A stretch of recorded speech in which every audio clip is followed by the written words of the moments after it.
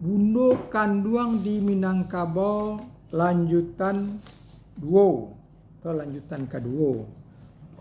Fungsi Bundo Kanduang. Adapun fungsi Bundo Kanduang ko menurut adat Minangkabau adalah limpapeh rumah nan gadang. Limpapeh adalah tiang tangah dalam sebuah bangunan. Pusat kekuatannya di tiang-tiang lainnya. Apabila tiang tangah ambruk, maka tiang yang lain akan berantakan. Pengertian limpapeh di siko sendirinya menurut adat Minangkabau adalah seorang bundo kanduang yang telah meningkat menjadi seorang ibu. Jadi, ibu sebagai seorang limpapeh rumah gadang adalah tempat meniru teladan, kasuri teladan, kacupak tuladan batuang, satitiak namuah jadi lawi, sakapa buliah jadi gunuang. Seorang ibu bertugas membimbing dan mendidik anaknya dilahirkan dan semua anggota keluarga lainnya di dalam rumah tangga. Umbun puruak pegangan kunci.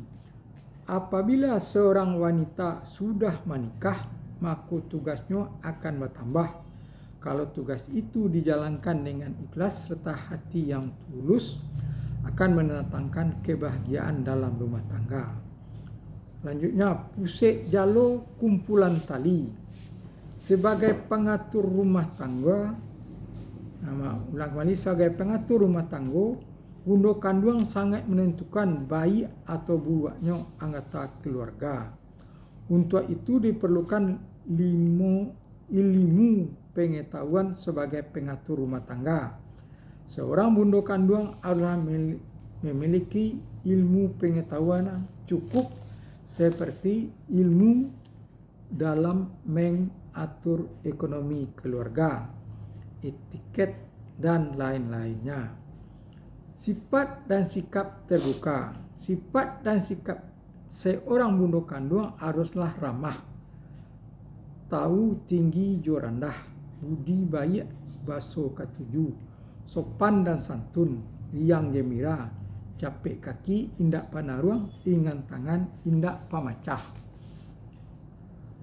Sumara dalam nagari, hiasan dalam kampung.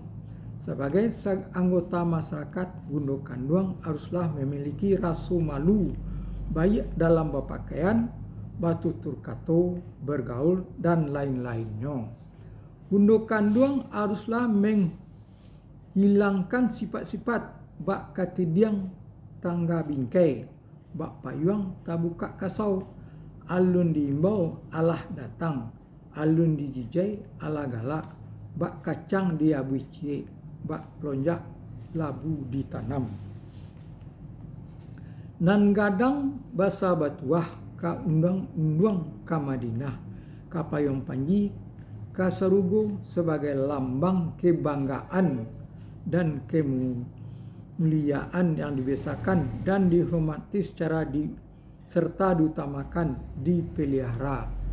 Wanita Minang juga harus memelihara diri serta menundukkan diri dengan aturan agama Islam.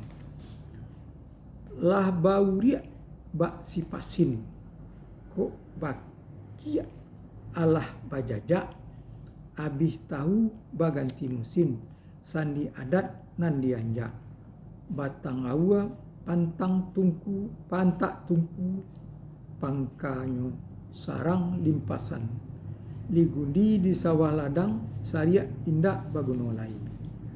Mambuwa kalau mamuku, mau kia joko mangasan, budi kok kelihatan dek urang, idui indak pagunolai. Tugas dan kewajiban bundo kanduang. Menurut adat Minangkabau, ada 4 garis besar tugas dan kewajiban wanita di Minangkabau yang menjadikan landasan dalam pelaksanaan sesuatu. Menurut aluan nan luruh,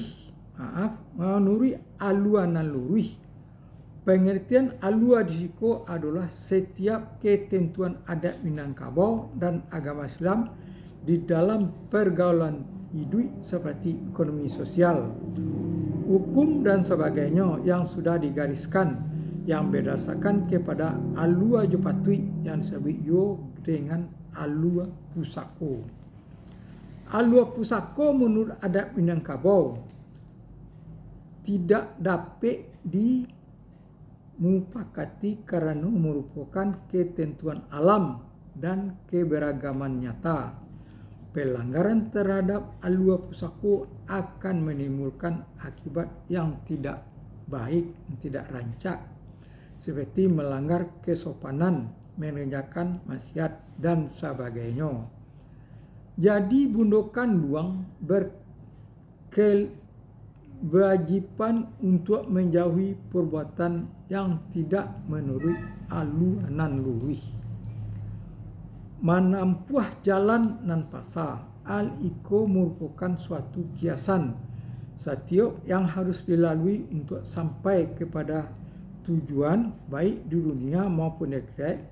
Jalan itu sendiri ada dua macam menurut adat Minangkabau, jalan dunia dan jalan akhirat. Jalan dunia adalah jalan yang harus dilalui untuk sampai kepada tujuan yang baik dalam pergaulan hidup di dunia.